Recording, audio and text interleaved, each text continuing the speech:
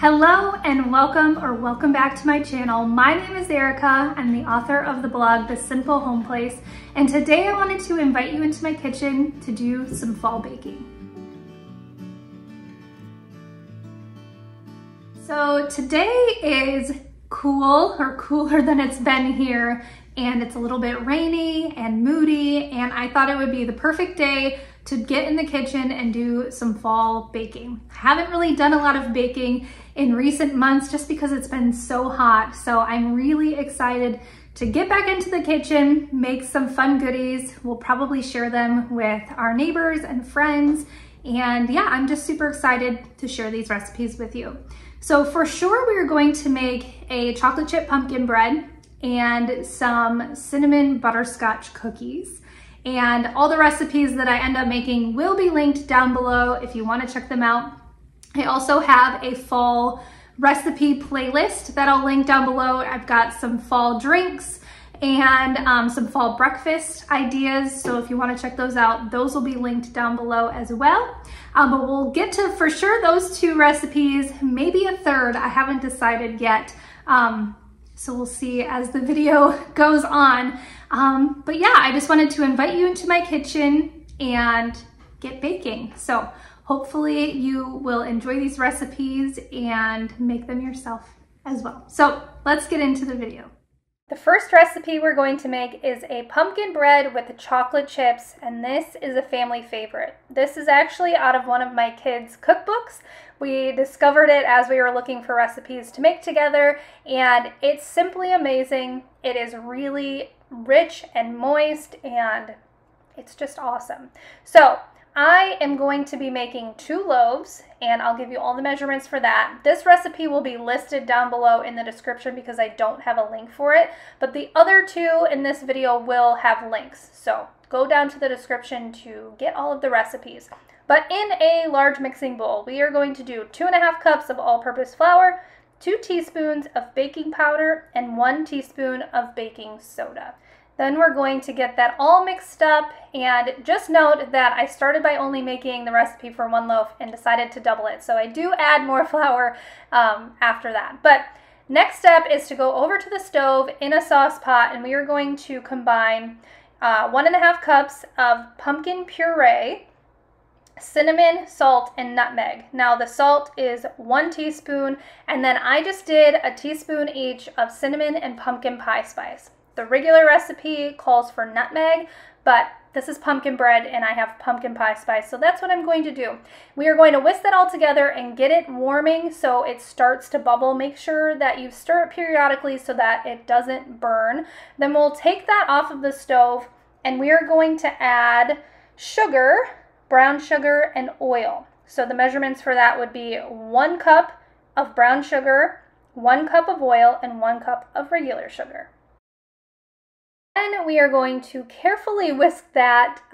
It is a little bit messy. I did spill oil all over myself, but that's okay. So just go slow, get it all mixed, and it's not going to come together perfectly. You'll still have that separation of oil.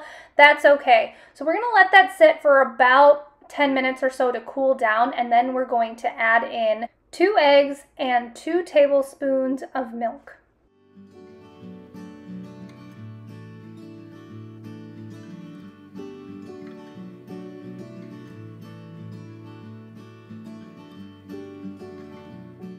Then we'll get it all nice and mixed together, and we'll add it into our dry ingredients and mix it just with a regular spoon. You don't need a mixer or anything, although you could use that if you wanted to, but this is really easy to just stir by hand.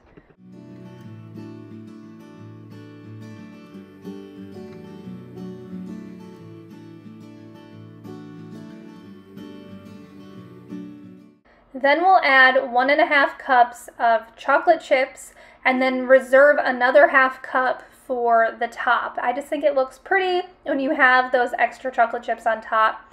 You can add however much you want, or you can omit the chocolate chips altogether if you want to. But this just makes it more of a fun treat. It's obviously a lot sweeter, so do whichever you prefer. But this is the recipe I made. We are going to sprinkle, like I said, those extra chocolate chips on top. And then we will bake this for 50 minutes to an hour at 350 degrees until it is nice and fully cooked. To make sure you check the center with a toothpick or a cake tester. And now it's time to dig in. Like I said, this is so moist, so good. It is the perfect little fall treat. And what's nice about this is you can also freeze a loaf, so that's what I did.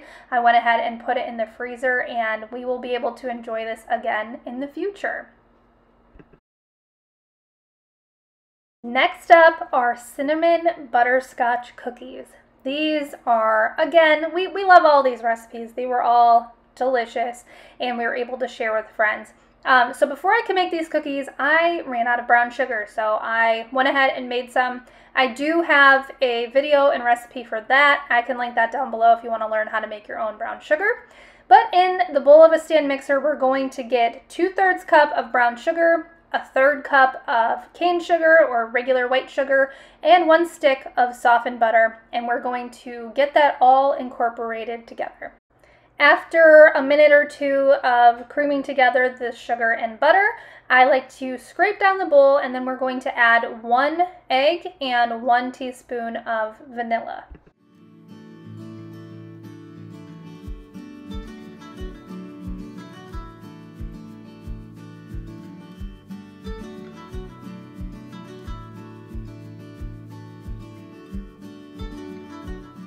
Again, we've allowed everything to cream together, and you are looking for your mixture to be a really light, almost tan color. And then we're ready to add in the dry ingredients. So for the dry ingredients, we will be doing 1 2/3 cup of all-purpose flour. And what I like to do is add it in increments and slowly incorporate it. And what I also like to do, you can see me doing on the side, is adding in all of the other ingredients and mixing them into the flour. So for the other ingredients, we're doing 1 tablespoon of cinnamon, a 1/2 teaspoon baking soda, and a 1/2 teaspoon of salt. And getting all of that incorporated, you don't want to overmix your dough, so just do it until you don't see any more flour, and then you're ready to add in the the butterscotch. This is very similar. It's almost the exact same recipe as my chocolate chip recipe. But we're going to add 2/3 of a cup of butterscotch chips and just give that one more whirl, and then we're ready to either put in the refrigerator, which I'm going to do for, an hour or so, or you can bake them right away. It's really up to you. I've made them both ways. If you refrigerate them, they're a little bit more chewy. If you don't, then they're more soft, I guess. So I'm just using an ice cream scoop and splitting that in half, baking them at 375 degrees for about 8 to 10 minutes.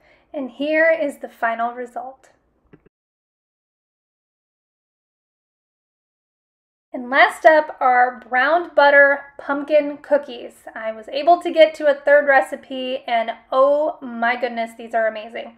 We're going to start by browning 1 cup of unsalted butter, which is 2 sticks.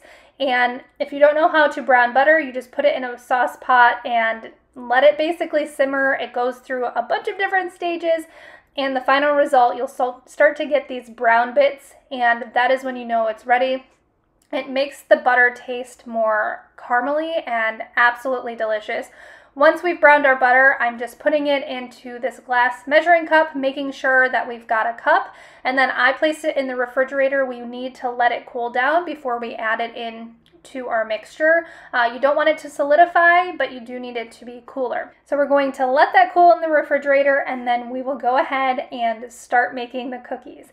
So to make the cookies, we are going to combine 1.5 cups of dark brown sugar and then that browned butter. And oh my goodness, I've never actually made brown butter cookies. I've heard people talk about them. I've wanted to do it. I just haven't done it. So I highly recommend these. I will leave the link again down below.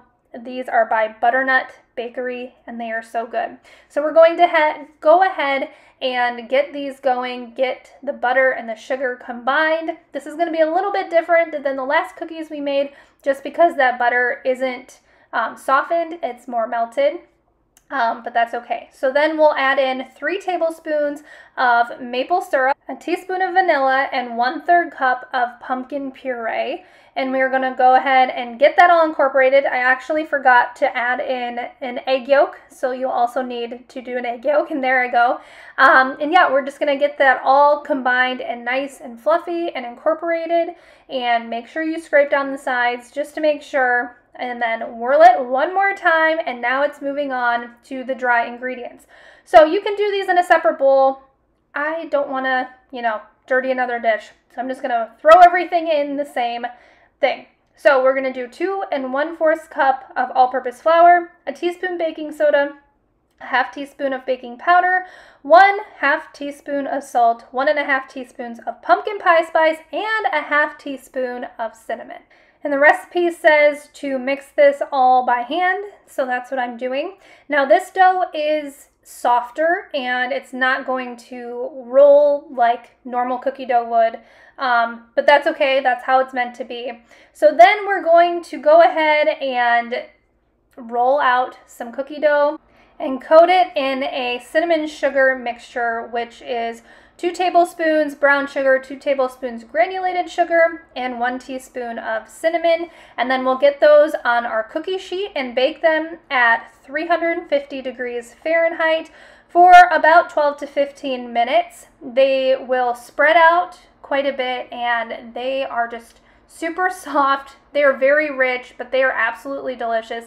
They are basically the epitome of what you would think pumpkin fall cookie would be. They're simply amazing. Wait until you see what they look like. Here they are. They're just gorgeous, right? Like, so good. And they're, like I said, so soft. You can see that they pull apart so nicely, and they are great to make and share with friends and family. Thank you so much for spending time with me today. I really appreciate it. I hope you enjoyed all of the recipes that we made today. And like I said before, if you want the recipes, I will have everything linked down below, as well as a fall recipe playlist where you can get some other fall inspired recipes.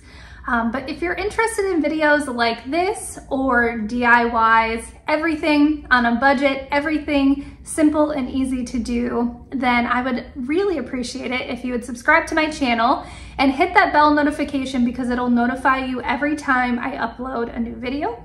But thank you so much for being here. I really do appreciate it, and I hope you have a great rest of your day.